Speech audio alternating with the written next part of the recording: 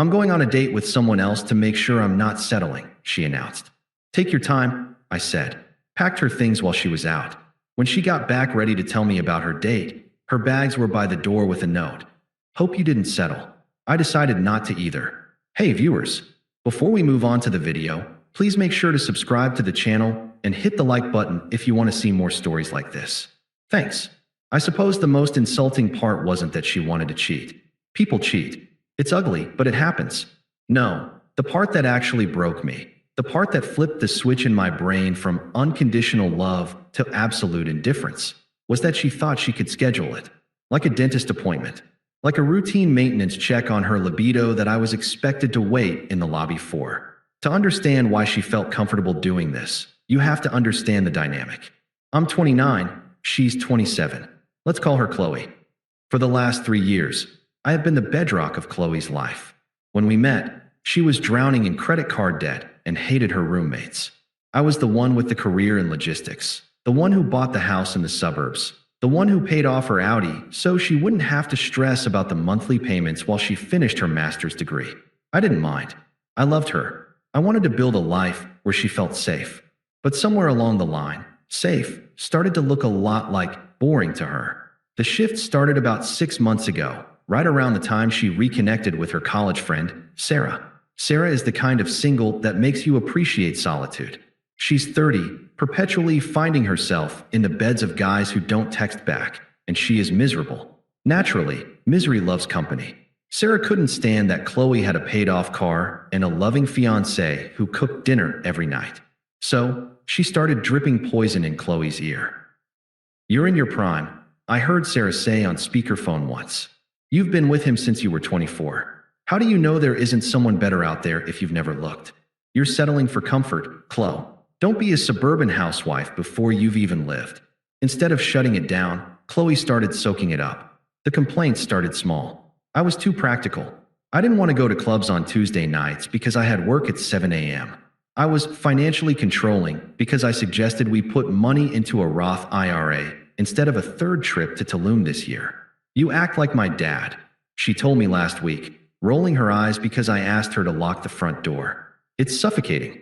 I need excitement. I need a spark. I provide a home, Qley, I had said, trying to keep my voice even. I provide a future. That's not suffocating. That's life. That's your life? She muttered, turning back to her phone. I should have seen it coming, but I underestimated the sheer level of delusion Sarah had pumped into her. It happened on a Friday. I came home from a 50-hour work week, exhausted, looking forward to ordering Thai food and watching a movie with her. Instead, I walked in to find Qley sitting at her vanity, applying a shade of red lipstick she usually saved for weddings. She was wearing a dress I had bought her for our anniversary, backless, black, stunning. She wasn't dressed for Thai food. Going out with Sarah? I asked, loosening my tie, trying to push down the knot forming in my stomach. Qley turned on the stool to face me. She didn't look guilty. She looked enlightened, like she was about to bestow a great wisdom upon me. No, she said calmly. I'm going on a date. I stopped mid-step. A date? With who? His name is Brad. We matched on Hinge a few days ago. She said it so casually she might as well have been telling me she switched toothpaste brands. I stared at her. You're joking. I'm not, she said, standing up and smoothing out the dress. She walked over to me, but she didn't touch me. She stood just outside my personal space, looking at me with this pitiful, condescending expression. Look, I love you, she began, reciting a script I knew Sarah had helped her write. But I've been feeling really unfulfilled lately. I feel like I settled for the first safe option that came along. Sarah thinks, and I agree, that I owe it to myself to see what's out there. To check the market. Check the market, I repeated, my voice flat. You live in my house. You drive a car I paid for. And you're telling me you're going to go F***CK another guy to see if you like him better? I'm not going to FCK* him, she snapped, offended by my vulgarity. It's just dinner. Drinks. A vibe check. I need clarity. I need to know if the spark is gone because of us, or if there's just someone out there who aligns with my soul better. She checked her reflection in the hallway mirror, adjusting an earring. I need to do this for me, she continued.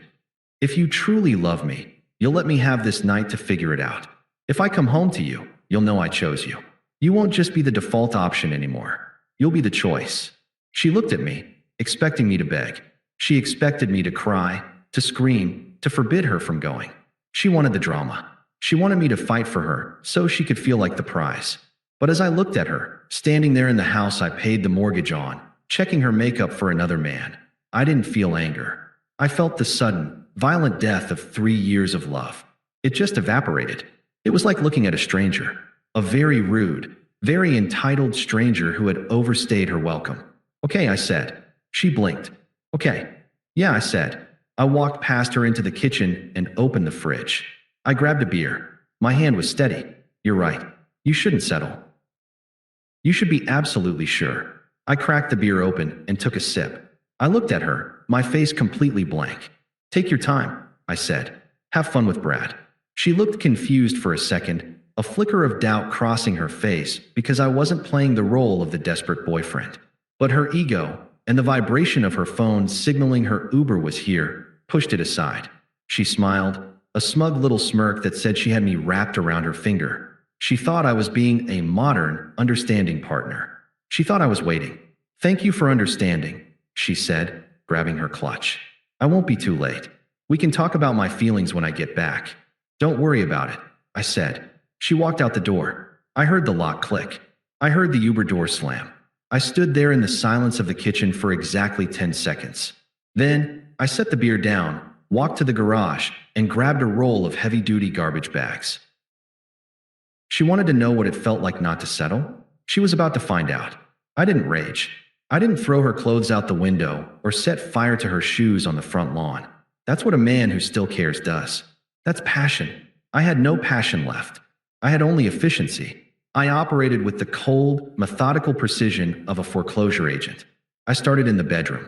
I pulled her suitcases from the closet, the Samsonite set I bought her for our trip to Italy last year, and opened them on the bed. I went through her drawers. I folded her shirts. I paired her socks. I packed her jeans. It was almost frightening how calm I was. I was handling the physical remnants of our relationship, and all I could think about was how much extra closet space I was about to have. As I packed, the financial disparity of our relationship became physically undeniable. I wasn't just packing her stuff. I was packing my money. The Dyson Airwrap she used every morning? I bought that for her birthday, $600. The MacBook Pro she used to browse Hinge? I bought that when her old laptop died during finals week, $2,000.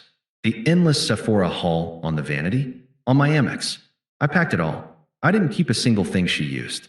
I wanted her to have everything so she couldn't claim I held her property hostage, but I also wanted the house to be completely sterilized of her presence. Bathroom next. Toothbrush, face creams, half-empty shampoo bottles. Into a box. Home office.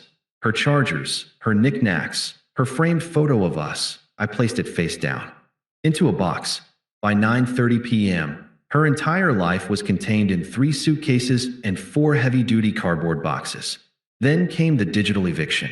This, honestly, felt better than the physical one. I sat down at my computer and opened the smart home dashboard. User, Qley. Delete. Smart lock fingerprint, Qley. Remove. Garage door opener app, revoke access. I changed the Wi-Fi password. I logged into Netflix, Hulu, HBO, and Spotify, clicked sign out of all devices, and changed those passwords too. It was petty, maybe, but she wanted to see what life was like without me.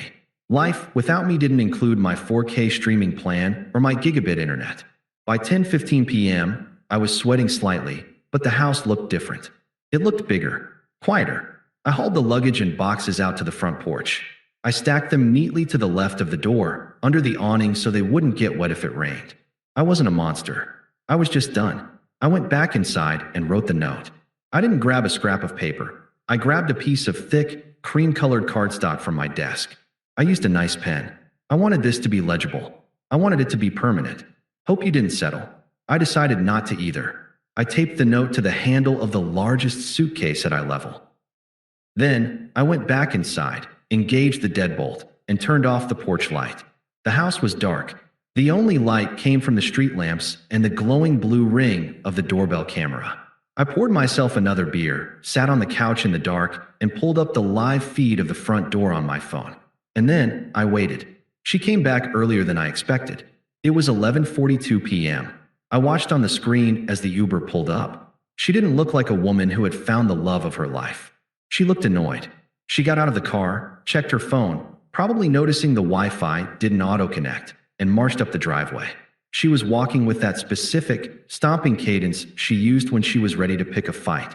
She had probably rehearsed her speech in the car. She was going to tell me the date was okay, but she needed more time.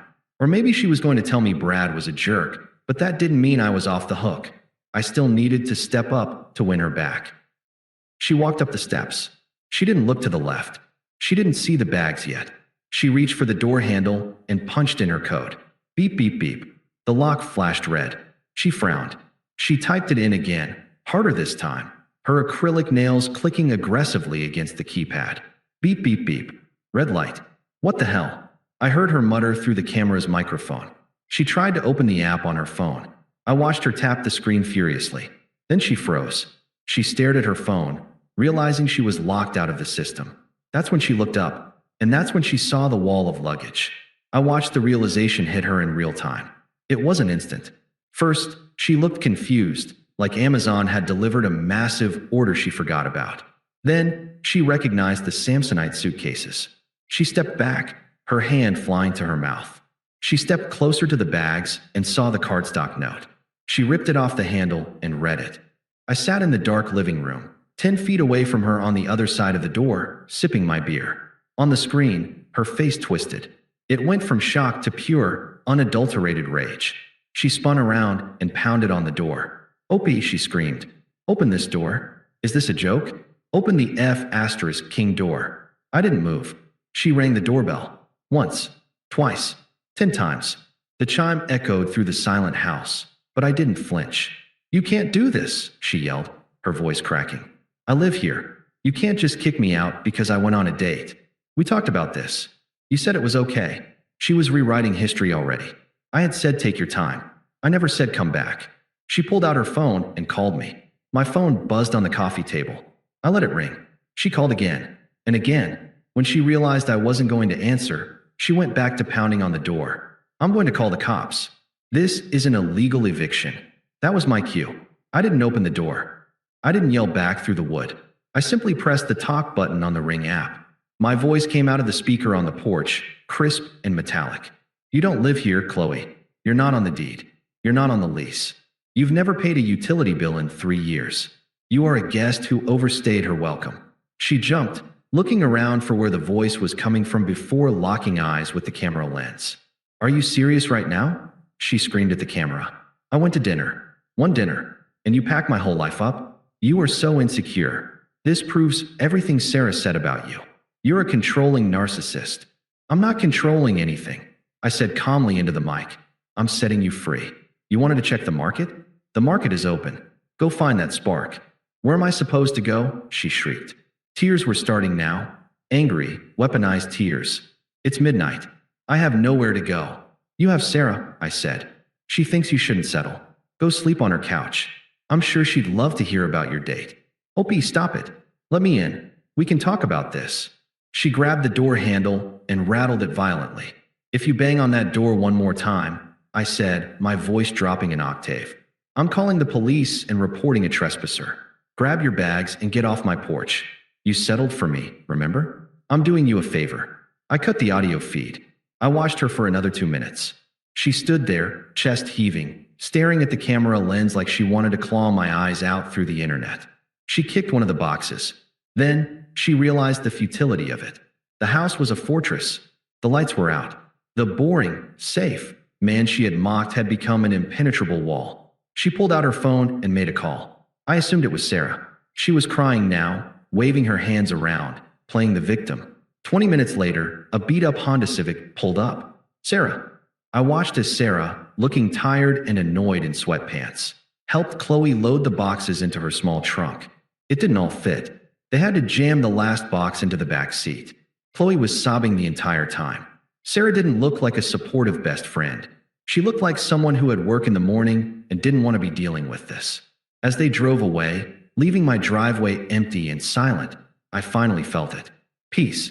I closed the camera app, finished my beer, and went upstairs to sleep in the middle of the bed. The fallout was immediate, but not in the way she expected. The next morning, the smear campaign began. Qley posted a long, tearful story on Instagram, a black screen with white text, claiming she had been discarded by a controlling narcissist who couldn't handle her speaking her truth. She left out the part about the date, of course. She framed it as her simply asking for space to breathe and me throwing her on the street in retaliation. For about 6 hours, she was the victim. Sarah was in the comments, hyping her up, calling me toxic trash and insecure. But the thing about speaking your truth is that it usually invites the actual truth to the party. A mutual friend of ours, Mike, texted me, "Dude, are you serious? You kicked her out for asking for space." I sent Mike a screenshot of the text Qley had sent me right before she left. "Going to dinner with Brad. Don't wait up. I need to see if there's a spark. If I come back, you'll know I chose you." Mike didn't reply to me. Instead, he replied to her Instagram story. Publicly, "Didn't you tell him you were going on a date with another guy to test the market while he paid your rent? Pretty sure that's why your bags were packed, not because you asked for space." She deleted the story 10 minutes later. The narrative collapsed. Then came the Brad situation. Apparently, Brad, the guy from Hinge who was supposed to be her exciting new spark, saw the drama unfolding. He was looking for a casual hookup, not a homeless woman with a vengeful ex and a public meltdown. I found out later that she tried to text him for a second date, or maybe just a shoulder to cry on. He blocked her number. The spark was extinguished before it even caught fire. That left Sarah. Living with Sarah was Qley's personal hell, and I say that with zero sympathy. Sarah's apartment is a one-bedroom bachelorette pad that smells like incense and cat litter. Sarah loves the idea of supporting women, but she hates the reality of sharing her bathroom. The cracks appeared within 2 weeks. I got a notification from our shared cell phone plan, which I was in the process of canceling data usage warning. Qley was burning through data, probably scrolling TikTok on Sarah's couch because Sarah didn't have high-speed Wi-Fi. Then came the financial reality check. On the 1st of the month, I got a text from Qley. It was the first time she'd reached out since the lockout. "Qley, hey, the payment for the Audi is due on Tuesday. The portal says it's not set to autopay. Can you handle it? I'm in a really bad spot right now and I need the car to get to interviews since my job is remote, but Sarah's internet sucks." I stared at the phone. The audacity was actually impressive. She honestly thought that because the lease was in her name, but I had always paid it, I would continue to pay it out of habit. "Me, it's your car, Qley. Your name is on the lease. I paid for it when you were my partner. You resigned from that position. Qley, OP please. I literally have $400 in my account. If I miss a payment, my credit will tank. Just this one time? For old time's sake. Me, ask Brad." I blocked her number. 2 weeks later, I heard through Mike that Sarah had asked Qley to leave. Apparently, Qley was bringing down the vibe and couldn't pay her share of the utilities. Qley had to move back in with her parents, 2 towns over, in a cramped house she had spent the last 5 years trying to escape. She had gone from a 2,500 square foot smart home with a man who adored her to her childhood bedroom with a nagging mother and a mountain of debt. Karma hadn't just hit her. It had run her over, backed up, and parked on top of her. For months past, my life didn't just stabilize, it flourished. Without the constant drain of her tuition, her car, her Sephora habits, and her emotional volatility, I was saving nearly $2,000 a month. I joined a boxing gym. I got a promotion at work because I wasn't coming in exhausted from late-night arguments about my lack of edge.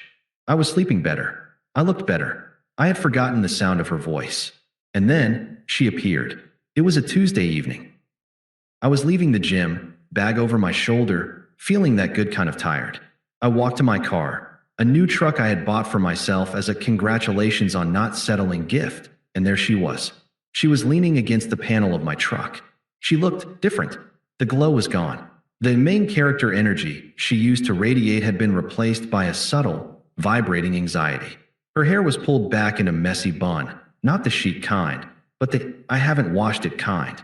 She was wearing a hoodie I recognized. It was old, one she used to paint in. She wasn't wearing the designer boots I bought her. She was wearing scuffed sneakers. When she saw me, she straightened up. She tried to smile, but her lip quivered. She looked at me, scanning my new clothes, my clearly fitter build, the new truck. I saw the regret hit her eyes like a physical blow. Hey, she said softly. I stopped about 5 feet away. I didn't unlock the truck. Qley, you're trespassing again. I needed to see you, she said, wrapping her arms around herself. I've been calling. You blocked me. Yes, I said. That's what blocking means. She took a step toward me. OP, please. Can we just talk? 5 minutes. I drove 40 minutes to get here. My mom's car, it's a piece of junk. I just need you to listen. I looked at my watch. You have 2 minutes. She took a deep breath, and then she launched into it. The script. I messed up, she started, her voice trembling. I know that now. These last few months, they've been a nightmare. Sarah was toxic. She got in my head.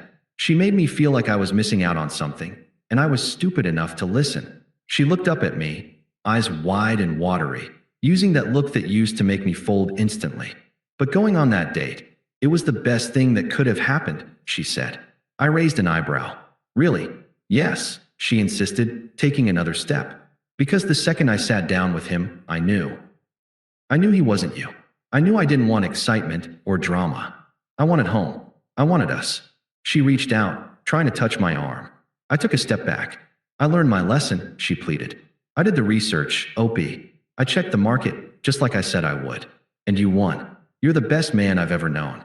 I chose you. Doesn't that count for something? That I went out there, saw what else was available, and I came back to you. She smiled through her tears, genuinely believing she was paying me a compliment. She thought she was the prize, and that by returning, she was bestowing herself upon me. I'm ready to come home, she whispered. I'm ready to settle down. I won't ever ask for a spark again. I just want you. She stood there, waiting for me to pull her into a hug. She was waiting for the movie moment. I looked at her. I looked at the woman who had told me I was boring, who had left me sitting on the couch while she put on a black dress for a stranger. I felt absolutely nothing. Are you done? I asked. Her smile faltered. The silence stretched between us, heavy and uncomfortable. She blinked, confused by the lack of warmth in my voice. Done? She repeated, her voice small. I'm pouring my heart out to you. You're pouring out desperation, Qley, I said. There's a difference. I shifted my gym bag to my other shoulder. I didn't lean in. I didn't soften. You have this story in your head where you went on a hero's journey, I said, keeping my tone conversational, like I was explaining a logistics error to a junior employee. You think that by leaving, failing, and coming back, you've proven your love. You think telling me I chose you is the ultimate compliment. It is, she insisted, tears spilling over now. I saw what else was out there, and it wasn't as good as you. I realized I was lucky. No, I said. You realized you were expensive, and you realized that guys like Brad don't pay bills. They don't pay off audits. They don't offer safety. I took a step closer, not to intimate, but to make sure she heard every word. You didn't choose me, Qley. You were rejected by the market you were so desperate to test. Brad didn't want you. Sarah couldn't stand living with you. Your parents are probably driving you crazy. I'm not your choice. I'm your safety net. I'm the path of least resistance. That's not true, she sobbed, reaching for my hand again. I sidestepped her. It is true. If Brad had been rich, exciting, and willing to commit, you wouldn't be standing here in a parking lot begging me. You'd be with him. You're only here because the gamble failed. She froze. The truth of it, the brutal, naked truth, hit her. She stopped trying to act the part of the lovelorn heroine. Her face crumpled into genuine misery. Please, she whispered. I have nothing. I miss our life. I miss who we were. I can be better. I swear, I'll be the wife you wanted. I'll stop listening to Sarah. Just give me a chance to fix it. Don't you miss me at all? I looked at her. I looked at the woman I had planned to marry, and I searched for it. The anger, the longing, the hurt. But there was nothing. Just a mild annoyance that my evening routine was being interrupted. I don't miss you, I said honestly. And that surprised me, too. But the last 4 months have been the most peaceful months of my life. My house is clean. My bank account is full. And nobody is telling me I'm boring for wanting a stable future. I pulled my keys out of my pocket and unlocked the truck. The headlights flashed, illuminating her tear-streaked face. You said you were going on a date to make sure you weren't settling, I said, opening the driver's side door. And you were right to do that. because it made me realize something, too. I climbed into the cab and looked down at her one last time. I was the one settling, Qley. I was settling for someone who needed a safety net more than a partner.